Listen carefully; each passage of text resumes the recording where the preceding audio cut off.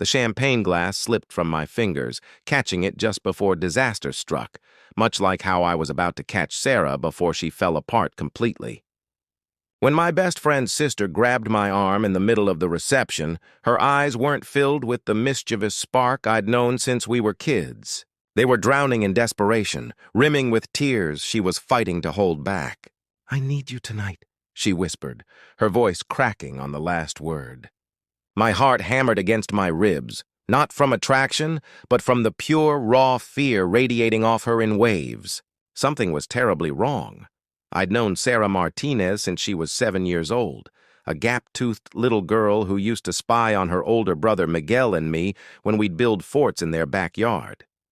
Now, at 26, she stood before me in a pale blue bridesmaid dress, trembling like a leaf in a hurricane. The wedding reception buzzed around us with laughter and music, but in our small corner near the dessert table, the world had gone silent and cold. "Sarah, what's going on?" I kept my voice steady, though my mind raced through a dozen terrible scenarios. Was someone hurting her? Was she in danger? She pulled me further from the crowd, behind the venue's stone pillars where fairy lights cast dancing shadows across her face. "It's Mom," she finally managed, and the dam broke. Tears streamed down her carefully made-up face. "The hospital called 20 minutes ago. She had another episode. They said—" Her voice caught. "They said if she doesn't get the surgery within the next 2 weeks, she might not make it to Christmas." My chest tightened. I'd heard about Mrs. Martinez's heart condition, but I hadn't realized it had gotten this severe. "Does Miguel know?" "No." She shook her head violently, mascara starting to smudge. "And he can't. Not today. This is his wedding day, Jake. He's been planning this for 2 years. Emily's family flew in from Seattle. I won't destroy the happiest day of his life because Mom's heart decided to give up during the champagne toast." I understood her dilemma immediately. Miguel and Emily were somewhere on the dance floor, probably doing that ridiculous salsa move he'd been practicing for months. They were radiant, lost in their own world of newlywed bliss. The thought of shattering that with devastating news seemed cruel, even if necessary. "What do you need from me?" I asked, because that's what Sarah had always been able to count on. When we were kids and she'd skinned her knee while trying to keep up with us older boys, I was the one who'd carried her home. When her first boyfriend broke her heart sophomore year, I was the one who'd shown up with ice cream and terrible comedy movies. The surgery costs $48,000. Insurance covers some, but there's a $30,000 gap. Dad's been trying to get loans, but with his credit— She trailed off, wiping at her eyes. "I've been saving for 3 years to open my bakery. I have $22,000 in my business account. I'm pulling it all out tomorrow morning, but I'm still $8,000 short. Jake, I know this is insane, and I know we're not as close as we used to be, but you're the only person I could think of who might—" "Yes." The word came out before she'd even finished asking. She blinked at me, stunned. "You don't even know what I was going to— You need $8,000. I have it." The answer is yes. I'd been saving for a down payment on a condo, building up my account slowly over the past 5 years. But looking at Sarah's devastated face, the choice wasn't even difficult. Money could be saved again. Miguel's mom had one life, and she'd been like a second mother to me growing up. Sarah's composure crumbled entirely. She pressed her hand to her mouth, shoulders shaking with silent sobs. "I can't ask you to give up your savings. I'll pay you back, I swear. With interest. I'll get a second job, Stop." I pulled her into a hug, letting her cry into my shoulder the way she had at her high school graduation when she'd been overwhelmed with emotion. "You're not asking. I'm offering, and there's no timeline for paying me back. Your mom needs this surgery. That's all that matters." We stood there for several minutes while she collected herself.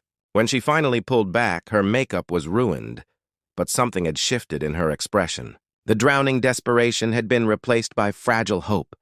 "I need to go to the hospital tonight," she said quietly. "Dad's there alone. Mom's terrified. But I can't leave without telling Miguel something. And I can't tell him the truth, and I'll cover for you." My mind was already working through the logistics. "You weren't feeling well. Too much champagne on an empty stomach. I drove you home because you didn't want to worry anyone. Miguel will believe it coming from me. She grabbed my hands, squeezing them so hard it almost hurt. "Why are you doing this?" The question caught me off guard. Why was I doing this? I thought about all the Sunday dinners at the Martinez house, where Mrs. Martinez had made sure I ate properly because she knew my own mom worked double shifts. I thought about how Miguel had been my best friend through every hard moment in my life. When my dad left, when I failed my college entrance exam the first time, when my first startup crashed and burned. The Martinez family hadn't just been neighbors or friends. They'd been home. Because that's what family does, I said simply. "And your family, Sarah, all of you." She hugged me again, this time brief but fierce. "I'll text you tomorrow about the bank transfer. Take what you need." "And Sarah?" I waited until she met my eyes. "Your mom is going to be fine. She's the toughest woman I know. She survived raising Miguel. She can survive anything." That earned me a watery laugh, the first genuine smile I'd seen from her all night. She squeezed my arm once more before slipping away toward the exit, moving quickly so no one would stop her with small talk. I returned to the reception, finding Miguel near the bar with his new bride. They were glowing, feeding each other cake and laughing at some private joke. When he spotted me, he waved me over. "Where have you been, man? You missed my dad's speech." He actually cried.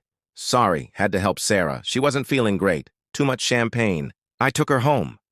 Miguel's face immediately filled with concern. "Is she okay?" "She'll be fine. Just needs rest. You know your sister. She gets excited at parties and overdoes it." The lie came easily because it protected him. And sometimes protecting the people we love means carrying truths they're not ready to bear. 3 weeks later, I sat in the Martinez living room watching Mrs. Martinez argue with the TV during a game show. Her surgery had been successful, and though recovery would take months, her doctors were optimistic. The color had returned to her face, and her laugh, that wonderful, booming laugh that had filled my childhood, rang through the house once more.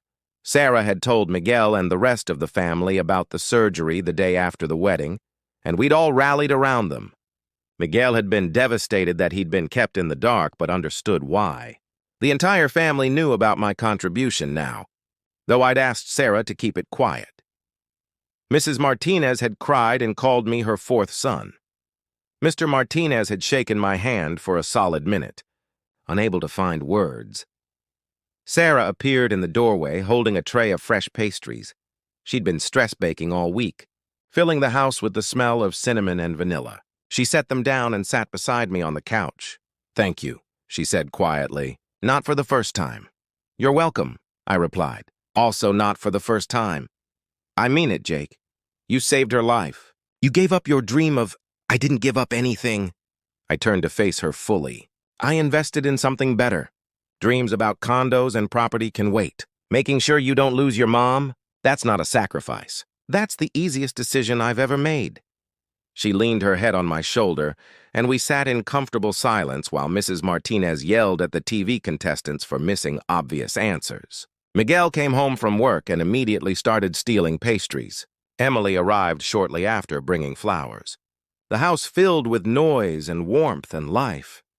That night at the wedding, when Sarah pulled me aside with desperation in her eyes, I'd thought I was just helping a friend. But sitting there in that living room, surrounded by the people who'd shaped me, I realized the truth. Humanity isn't measured in grand gestures or public heroics. It's measured in quiet moments when we choose each other over everything else, when we say yes before the question is finished, when we carry burdens that aren't ours because love doesn't keep score. My bank account was smaller, but my heart was fuller than it had ever been. And in the end, that's the only calculation that matters.